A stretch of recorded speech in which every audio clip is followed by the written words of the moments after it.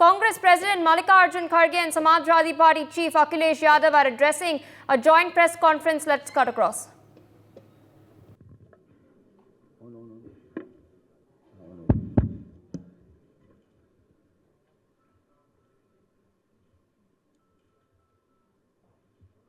आज के इस प्रेस कॉन्फ्रेंस में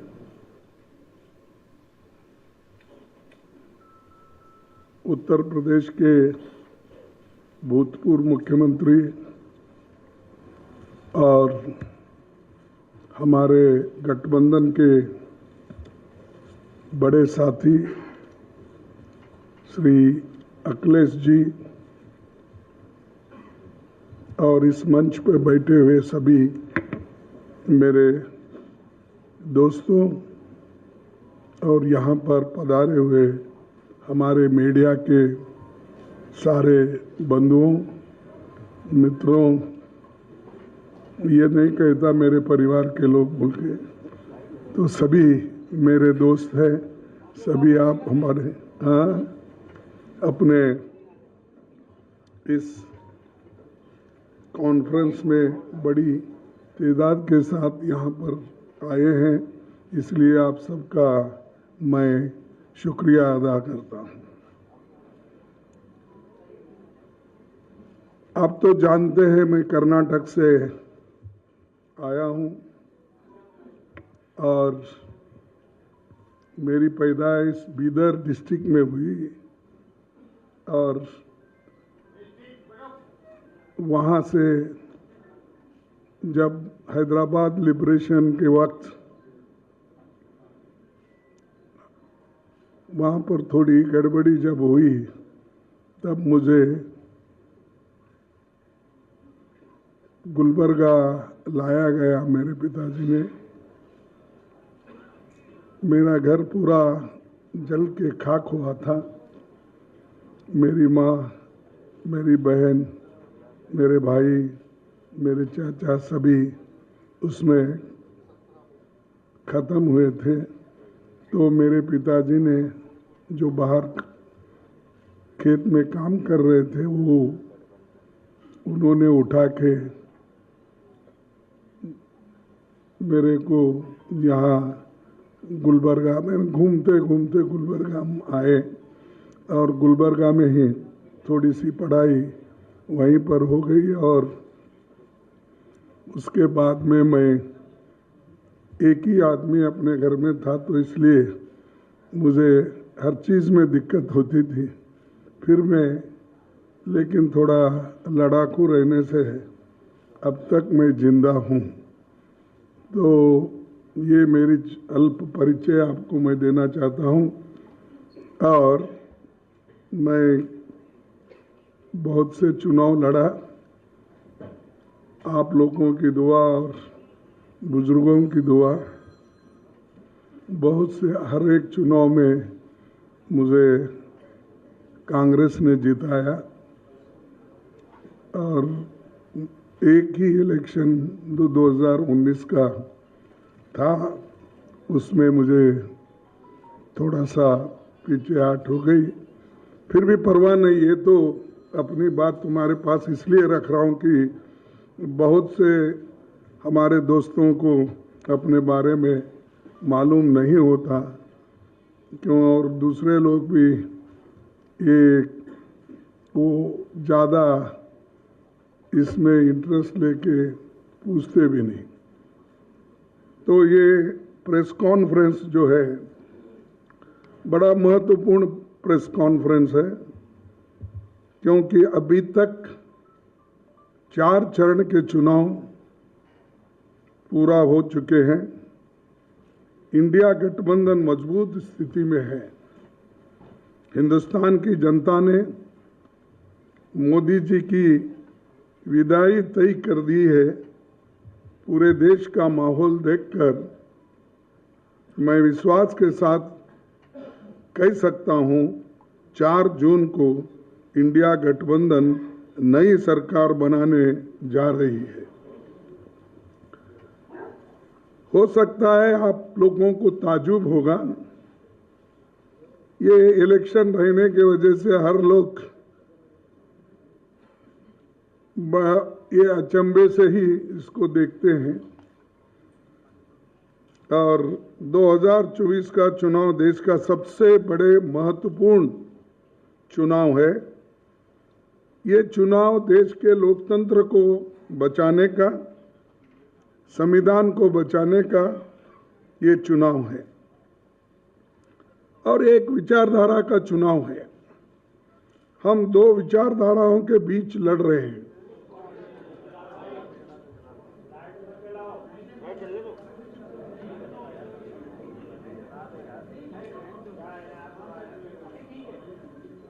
शुरू करो। तो ये दो विचारधाराओं की लड़ाई भी है। एक तरफ गरीबों के पक्ष में लड़ने वाले पार्टियां एक होकर लड़ रहे हैं और दूसरे तरफ जो अमीरों के साथ रह के अंधश्रद्धा और जो अपने को ठीक लगता है वैसे लोग धर्म के आधार पर, रिलीजन के आधार पर वो लड़ रहे हैं। लेकिन हमारी लड़ाई गरीबों के ओर से है, जिनको खाने के लिए एक वक्त का खाना भी नहीं मिलता, जिनको नौकरी नहीं मिलती और जो लोग एम्प्लॉयमेंट के लिए तरसते हैं। पढ़ लिख के वो लोग रास्ते पे आते हैं, ग्रेजुएट बनने के बाद भी, इंजीनियर बनने के बाद, डॉक्टर बनने के बाद, डिप्लोमा होल्डर रहने के बावजूद भी उनको नौकरी नहीं मिलती और सरकार में इतने नौकरियां खाली है, उन नौकरियों को भी केंद्र सरकार भर्ती करने के लिए तैयार नहीं है। इसीलिए हमारी जो गठबंधन है, ये गठबंधन बेरोजगारी के खिलाफ और जो कीमतें इतने ज़्यादा हो गए हैं उसके खिलाफ लड़ रही है। और मैं पहले ही बोला, एक तरफ अमीर, एक तरफ गरीब, इस जो डिफरेंस है, फर्क है, इसको मिटाने के लिए हम लोग एक होकर गरीबों की लड़ाई लड़ रहे हैं। और मुझे ऐसा पहले मेरे 53 साल के पॉलिटिकल जीवन में मैं ऐसा नहीं देखा कि इतनी बड़ी सब पार्टियां मिलके, 26 पार्टियां मिलके एक होके लड़ रहे हैं। तो आप सोचिए लोग कितने नाराज हैं और हर पार्टी के लोग एक होकर किस ढंग से लड़ना चाहते हैं, यही दर्शाता है।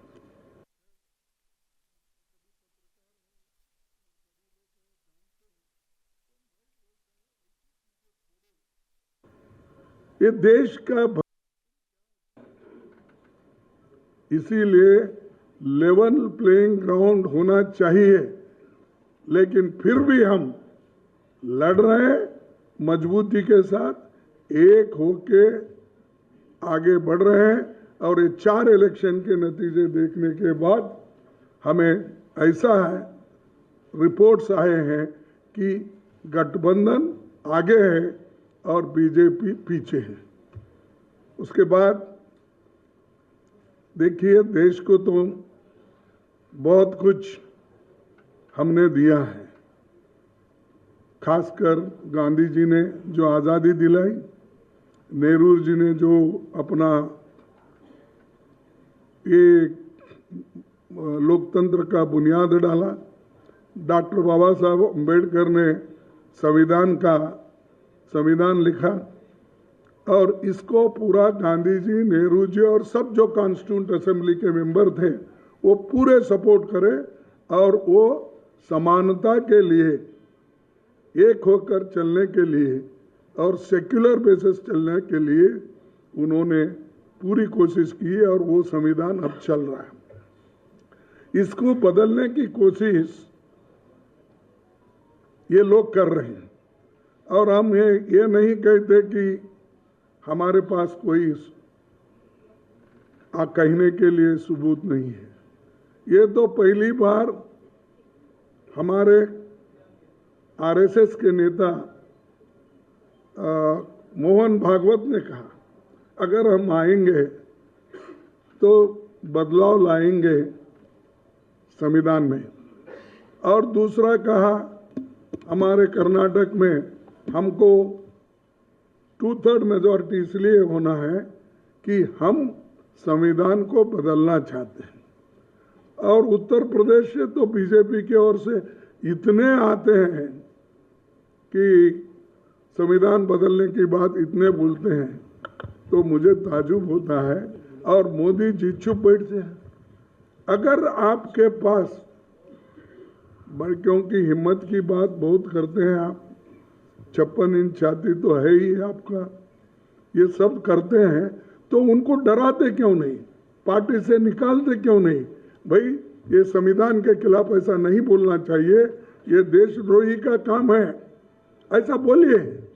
अगर कोई गलत स्टेटमेंट देता है उसके ऊपर इतना आप कूद पड़ते हो, लेकिन ये तो देश को बचाने का और संविधान को बचाने का, लोकतंत्र को बचाने का सब्जेक्ट है, विषय है। इस पे आप क्यों नहीं ये करते? तो वो एक, और बार बार वो अपने भाषण में मटन, चिकन, मंगलसूत्र, ये मणिपुर विषय छोड़ दिए, बाकी यही वो बोलते हुए। देखो भाई, कोई भी आपको कुछ कहना है, वोट लेना है, तो आपके काम पे वोट लो ना। मैंने ये किया, जैसा कि जवाहरलाल नेहरू जी ने बड़े बड़े पब्लिक सेक्टर्स बनाए, HMT, HAL, BEL, BHEL, ये सारे बनाए और उससे लाखों लोगों को एम्प्लॉयमेंट मिला। बड़े बड़े बांध बनवाए जिससे हमारा हरी क्रांति इस देश में आ गई।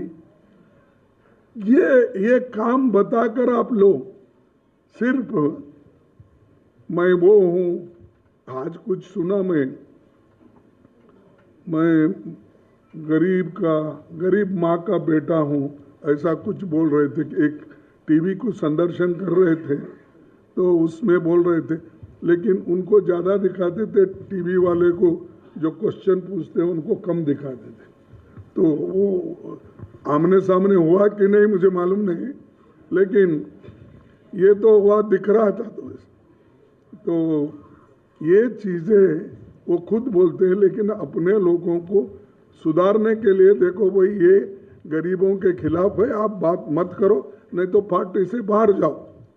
अगर आरएसएस भी कहती है तो तुम्हारी मदद मुझे नहीं होना चाहिए, मुझे देश इम्पोर्टेंट है, सब मिलके चलना इम्पोर्टेंट है। ये बातें वो तो नहीं करते। ये आर्थिक, सामाजिक, शैक्षणिक, इसके विषय पे भी वो बात नहीं करते। तो हमको ये कहना है कि हम सब मिलके, गठबंधन के पार्टीज मिलके, हम विशेष ध्यान देकर जो न्याय स्कीम्स हमने लोगों के सामने रखा, 5 न्याय और 25 गारंटी, उसके अलावा भी यहाँ पर जो लोकली स्टेट में बनते हैं वो भी उसमें बहुत जगह जो हो सकता है उसमें शामिल कर सकते हैं बाद में। और ये इसलिए मैं कह रहा हूँ कि एक खास करके दलित, आदिवासी, पिछड़ों, महिलाओं और आर्थिक रूप से कमजोर लोगों को भी आगे लाने के लिए ये जातीय जनगणना हम करने वाले हैं। All right. For more such videos, subscribe to the NewsX YouTube channel, hit the bell icon.